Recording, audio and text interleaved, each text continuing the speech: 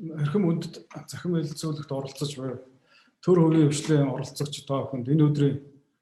эндийг хүрэхийн зэрэгцээ ажил үйлсэд таны их амжилт эрүүл энх сайн сайхныг хүсье өрөөё. Төрөөс баримталж орон сууцны бодлого түүний хэрэгжилтэнд тулгарч байгаа санхүүжилтийн асуудлыг шийдвэрлэх гарцыг тодорхойлох харилцан дуршлаг солилцох хамтын ажиллагаагаа нэгтгэх зорилгоор орон сууцны зах зээлийн санхүүжилтийн өнөөгийн байдал сэдвт захин хэлэлцүүлгийг манай Монголын барилгын үндэсний асоциац, төрийн бус байгууллага, барилга хот байгуулалтын яам болон манай гишүүн байгууллага болох Home Mortgage компани хамтран зохион байгуулж байна. Өнөөдрийн захин хэлэлцүүлэгт орон сууцны зах зээлийн санхүүжилттэй холбогдсон барилга хот байгуулалтын яамнаас яам, барилгын хөгжлийн төв, төрийн өмчит улсын үйлдвэрийн газар, Монгол банк, Азийн хөгжлийн банк, Тэнхлэг зууч, ХХК, МДС Хамлекс, Шинэ Яармаг төсөл, Home Mortgage Corporation, доктортой санхүүжилтийн холбоо, ТОС болон орон сууцны төсөл хэрэгжүүлэгч байгууллага компаниудын төлөөллүүд оролцож байгаа. Иргэдэг орон сууцаар хангах талаар төр засгийн олон тогтоол шийдвэр гарсны дотор төрөөсөө орон сууц хөтөлбөрийг засгийн газрын 2015 оны 248 дугаар тогтоолоор орон сууцны хөнгөлөлтөө зээлийн санхүүжилтийн журмыг засгийн газрын 2018 оны 369 дугаар тогтоолоор 150 мянган айл орон сууц үндэсний хөтөлбөрийг засгийн газрын 2019 оны 202 дугаар тогтоолоор төрөөсөө орон сууцыг өмчлүүлэх журмыг засгийн газрын 2019 оны 138 дугаар тогтоолоор төрөөс орон сууц нийтийн аж ахуйн талаар баримтлах бодлого засгийн газрын 2020 оны 94 дугаар тогтоолоор 150 мянган айл орон сууц үндэсний хөтөлбөрийг хэрэгжүүлэх арга хэмжээний төлөвлөгөөг барилга хот байгуулалтын сайдын 2019 оны 124 дугаар тушаалаар тус батлан хэрэгжүүлж байна. Өнгөрсөн оны эцсээр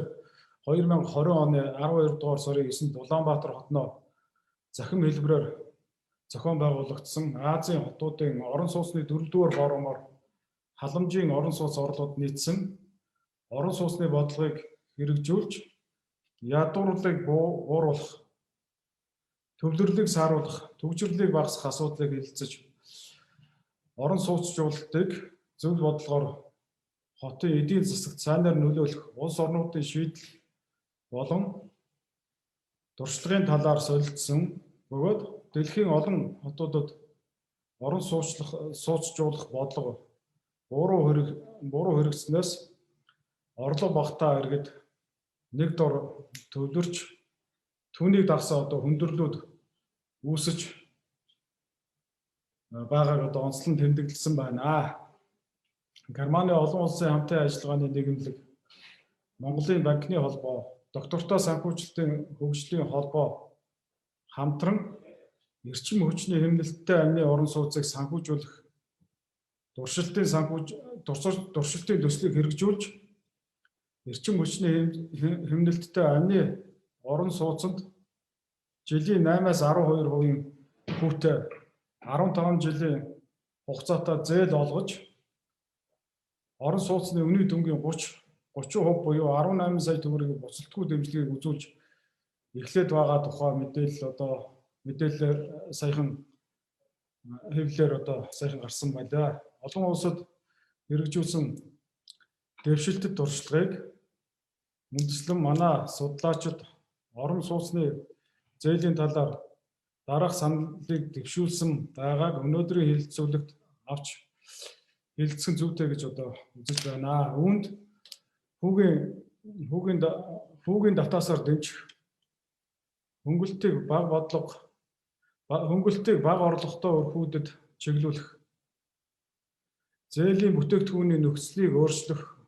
замаар зах зээлийн түвшинд хүргэх, дунд болон урт хугацаанд гэрээ хадгаламжийн тогтолцоог нэвтрүүлэх, түрээсийн зах зээлийг хөгжүүлэх, орон сууцны зээлийн даатгалыг нэвтрүүлэх зэрэг ипотекийн зээлийн хүртээмжийг нэмэх